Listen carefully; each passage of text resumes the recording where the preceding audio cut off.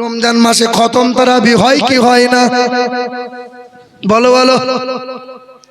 হাফেজ সাহেব খতম পড়াচ্ছে, 20 মিনিটে 20 রাকাত শেষ। এক মুসল্লি পাম দিয়ে বলছে, হুজুর আগের হাফেজ সাহেবগুলোর স্পিড ভালো ছিল, 10 মিনিটে 20 রাকাত শেষ হচ্ছিল, আপনার তো সময় লাগে কেন? হাফেজ সাহেব বলে, থামো, 8 মিনিটে শেষ করে দেবো। যত তাড়াতাড়ি শেষ হয় লোকে বলে তাগড়াই হাফেজ সাহেব, সাংঘাতিক হাফেজ সাহেব। বাবাজিরা ভাইরা আমার, এই মুরগির মতো মাথা ঠোকলে আর উঠলে বাবা, আল্লাহ কি বললো? বেশি বেশি ইবাদত করো, বেশি বেশি ইবাদত করো। আল্লাহ পাক পবিত্র কোরআনে অধিকাংশ জায়গায় বলেছেন উত্তম ইবাদত করো, উত্তম আমল করো।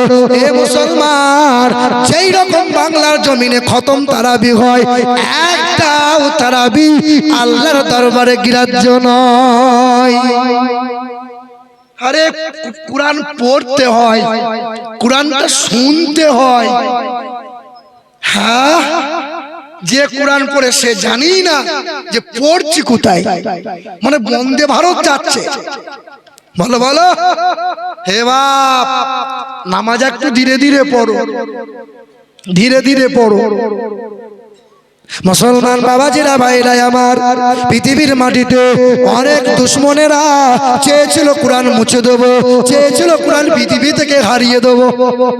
ওই যে উত্তর ভারতের মথুরার বৃন্দাবনে বিখ্যাত একটা মন্দির আছে, 300 বিঘা জমির মধ্যখানে দাঁড় করানো। ওই মন্দিরে ব্রাহ্মণ হয়েছিলেন তিনি ডক্টর শিবশক্তি সরোজি, যিনি বাবার নাম ছিল মহান্তম প্রতম দাসুদাস, মায়ের নাম ছিল ভানুমতি কর।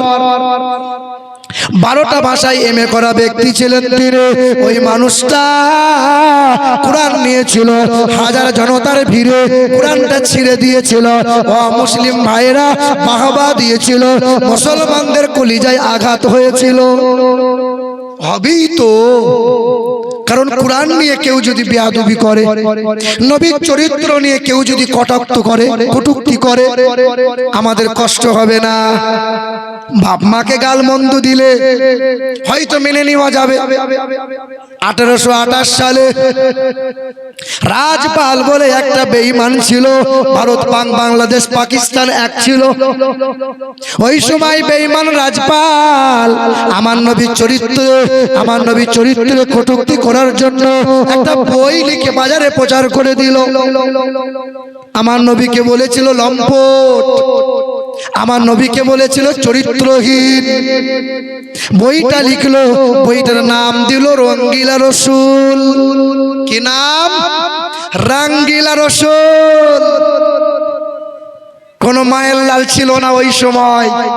প্রতিবাদ করি, আন্দোলন করি, কারণ হক কথা সবাই বলতে পারে, হক কথা সবাই বলতে পারবে। আপনার ইমাম সাহেবকে বলবেন তো যে আগামী জুম্মাতে সব হক কথাগুলো বলতে। আপনাদের হাফেজ সাহেব যদি জুম্মার দিনে দাঁড়িয়ে দাঁড়িয়ে বলে যারা সুদের কারবার করে তাদের ঘরে আমার খাবার খাওয়া যাবে না, যারা বোতল বোতল টানে তাদের ঘরে আমার খাবার খাওয়া যাবে না। হে বাবা, যারা লটারি কাটে, জুয়ার আসরে বসে, তাদের ঘরে আমার খাবার খাওয়া যাবে না। হাফেজ সাহেব যদি এই কথা জুম্মার দিনে বলে দেয়, পরের দিনে হাফেজ সাহেবের চাকরি শেষ, চাকরি আর থাকবে না। কারণ হাফেজ সাহেব, মৌলভী সাহেব যারা হয়, ইমাম সাহেব যারা হয়, সব সত্য বলতে পারে, কারণ তাদের হাত বাঁধা। হাত হে বাবাজিরা ভাইরা আমার, আপনার গ্রামে কোনো একটা নওজোয়ান, কোনো একটা হিন্দুর ছেলে যদি মদ পান করে আর মসজিদের দরজার কাছে মসজিদের দেওয়ালে হেলান দিয়ে বসে, আপনি হিন্দু ছেলেটাকে বলবেন এই বেরিয়ে যা, মদ খেয়ে এসছিস। মুসলমানের ছেলেই যদি মদ্যপান করে, মদ্যপান যদি করে, ওই মুসলমানের ছেলেটাকে মসজিদে ঢুকতে দেবে? ঢুকতে দেবে? হারাম খেয়েছে বলে আর যে মাল সুদের কারবার করে পেট মোটা করলো, ছেলের বিয়েতে 12 লাখ টাকা 10 ভরি সোনা নিল, 300 বরযাত্রী উপর হয়ে খেয়ে এলো, ও মাল সামনে কাতারে বসে বসে সুবহানাল্লাহ সুবহানাল্লাহ, তাকে তো কেউ কিছু বলো না বাবা, বলো বলো, কেন ও যে মাতব্বর, ওকে বলা যাবে না। কি হবে নামাজ রোজা ইমানদারের বড়াই করে, কি হবে নামাজ রোজা ইমানদারের বড়াই করে, যদি ওই খোদার কোরআন পড়ে থাকে নরদামাতে, মসজিদের কোণে বসে জিকির করো যতই কষে, এইভাবে যাই না পাওয়া আল্লাহকে। কি হবে বেঁচে থেকে অযথা বিদ্যা শিখে, যদি না করতে পারো শোষণবিহীন সমাজটাকে। হক কথা বলা লাগবে। মুসলমান বাবাজিরা ভাইরা আমার, 1828 সালে রাজপাল বলে বেঈমানরা আমার নবীর চরিত্র নিয়ে বই লিখলো। বইটা বাজারে প্রচার হয়ে গেল। ওই সময় একটা নওজোয়ান, হে নওজোয়ান যুবকেরা, তোমাদেরই মতো যুবক ছিল, তবে তোমাদের মতো না। তুমি হিন্দি গান শুনে রাত কাটাও, একটা ছবি দেখে দেখে রাত পার করো। ওই যে নওজোয়ান যুবক ইলমুদ্দিন, তার নাম, 19 বছর বয়স ছিল। গুগলে সার্চ করলে পাবে বাবা। 19 বছরের নওজোয়ান যুবকটা রাত ভোর নামাজ দাঁড়িয়ে থাকতো, 5 বেলা নামাজ পড়ে, তাহাজ্জুদের নামাজ পড়ে, সকাল সন্ধ্যা নবীজির মহব্বতে দরুদ পড়ে, নবীকে বড় মহব্বত করে। দাড়িতে খুর লাগায় না, চুল কাটে বিরাট কোহলির মতো নয়, আমির খানের মতো নয়, তোমাদের মতো যুবক নয়। তোমাদের আর আমাদের মধ্যে তফাৎ কি জানো ভাই? হে যুবক, তুমিও মোবাইল চালাও, আমিও মোবাইল চালাই। তুমি মোবাইলটা অন করে বাম দিকে যাও, আর আমি মোবাইলটা অন করে ডান দিকে যাই। তুমি ন্যাংটা ছবি দেখে দেখে দেখে দেখে হিন্দি গান শুনে রাত পার করে দাও, আর আমরা এই কোরআন ওই কোরআন মোবাইলে ডাউনলোড করি, তাফসীর পড়ি, শানে নজুল পড়ি, হাদিস পড়ি, ভালো ভালো ওয়াজিনদের ওয়াজ শুনে শুনে ঈমান তাজা করে যাই। তুমি রাত 12টা 1টা না বাজলে বিছানায় শোবে না, আর আমাদের উলামারা ইশার নামাজ পড়ে খাওয়া দাওয়া করে তোমাদের মতো রাত 1টা পর্যন্ত জেগে থাকতে পারে। তোমার তো ঘুম ভাঙে 9টা বাজলে, আর আমাদের ফজর হলে আর ঘুম আসে না। হে যুবক, তুমিও বাড়ি যাবে, আমিও বাড়ি যাব। জলসার শেষে বাড়ি যাবার সময় বাড়িতে গিয়ে বাথরুম যাবে, হাত মুখ ধোবে, উপর হয়ে শুয়ে যাবে। আমরাও 3 বেলা খাবার খাই, তোমরাও 3 বেলা খাবার খাও। তফাৎটা কি দেখো? আমরা যখন বাথরুমে যাব, বাম পা দেবো, দোয়া পড়বো, আল্লাহুম্মা ইন্নী আউযু বিকা মিনাল খুবসি ওয়াল খাবাইস। বাথরুমে যাব, মাথার টুপি কিন্তু ফেলবো না, হাঁটুর ওপরে কাপড় কিন্তু উঠবে। মসজিদে 2 তলায় ছিলাম, ইস্তেঞ্জা লেগেছে, যাব। এক মুরব্বী মানুষ, 1.5 হাত দাড়ি, ও পিশাব করছে, মনে হচ্ছে কাপড় কাঁধে তুলে নিয়েছে। কোন রকম চোখটা একবার চলে গেছে, তো সুন্দরবন দেখা যাচ্ছে। কি বলবো আর বলেন? হে বাবা, হাঁটুর ওপরে কাপড় তুলে বাথরুম করা যাবে? ইস্তেঞ্জা করা যায়? তোমার জানাই নাই, কারণ তোমার বুকে নবী নাই, তোমার বুকে কোরআন নাই। যাদের বুকে নবী আছে, যাদের বুকে কোরআন আছে, তারা নবীর তরিকার বাইরে যাবে? নবী বলেছেন, তোমরা ডান কাত হয়ে শোবে। আমরা শুই কিভাবে? চিত হয়ে, উপর হয়ে, বাম কাত ডান কাত, অত জানা নাই। পৃথিবীর বৈজ্ঞানিকরা বলছেন, নবী কত বড় মহাবৈজ্ঞানিক, নবী ডান কাত হয়ে শুতে বলেছেন। পৃথিবীর মানুষ যদি ডান কাত হয়ে শোয়ার অভ্যস্ত করে, বাম দিকে হার্ট আছে, হার্ট অ্যাটাক থেকে মানুষটা রেহাই পেয়ে যাবে। নবী কত বড় বৈজ্ঞানিক দেখো। আমাদের মুসলমানদের খাতনা করা হয়, মুসলমানি হয় না। ছোটবেলায় চামড়া কাটা হয় কি হয় না? অনেক হিন্দু ভাইরা, সবাই নয়, তোমার এলাকার হিন্দু ভাইরা কত ভালো, হিন্দু মুসলমান মিলেমিশে বাস। কিছু কিছু হিন্দু ভাইরা আছে, মুসলমানদের দেখে খুব কটাক্ষ করে, হে কাটুয়া, হে কাটুয়া, বলে কি বলে না? আমাকে বলেছে 2 বার। কৃষ্ণনগরে জ্যামে আটকে ছিলাম, হ্যাঁ, বনগা যাবো জলসায়, তো এক ব্যক্তি আমাকে দেখে বলছে কাটোয়া কাটোয়া, হাই রে হাই, ও যদি ধর্মগ্রন্থ পড়তো ওদের, তাহলে এই কথাটা বলতে পারতো না। কেন?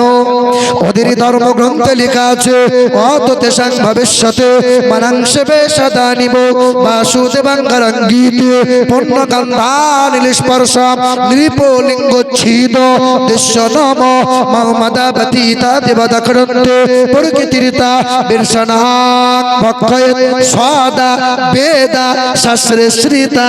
পৃথিবীতে আসবেন একজন গুরু, তিনি একটা ধর্মের গুরু হবেন না, তিনি হবেন জগৎগুরু।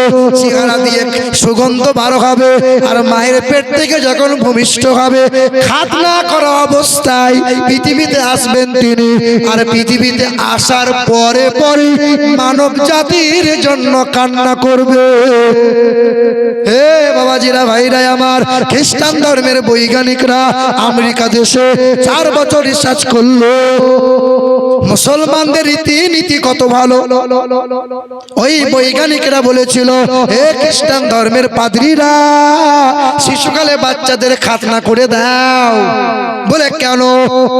বলে মুসলমানদের নিয়ম কত ভালো। মোহাম্মদ এবং তার অনুসারীরা ছোটবেলায় বাচ্চাদের খাতনা করে দেয়, ছেলে মেয়ে উভয়ে পিশাব করে পানি নেয়। আজও খ্রিস্টান ধর্মের মানুষেরা শিশুকালে বাচ্চাদের খাতনা করে দেয়। হিন্দু ভাইরা, তোমাদের বেদে লেখা আছে নিশা অবস্থায় তোমরা যেন ঈশ্বরের সাধনা করিও না, আর তোমরা পিশাবের ছিটা থেকে বাঁচো, অপবিত্র যেন তোমরা থাকিও না। ভাইরা আমার, আমেরিকা দেশের বৈজ্ঞানিকরা বলে মুসলমানদের নিয়ম কত ভালো। মুসলমানদের 2 অভ্যাসের কারণে মুসলমানদের লজ্জা স্থানে 4টে রোগ কোনোদিন হয় না।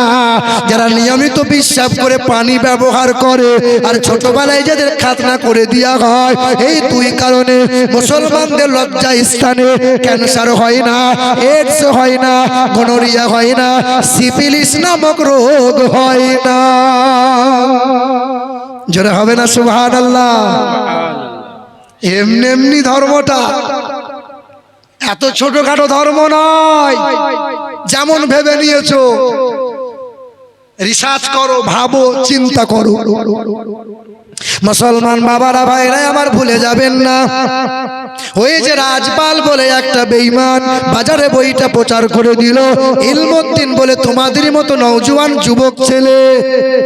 কিছু কিছু যুবকরা মনে মনে ভাবে আমরা তো মরবো না, এখন বুড়োরা মরবে। মরবে কারা? মরবে কারা?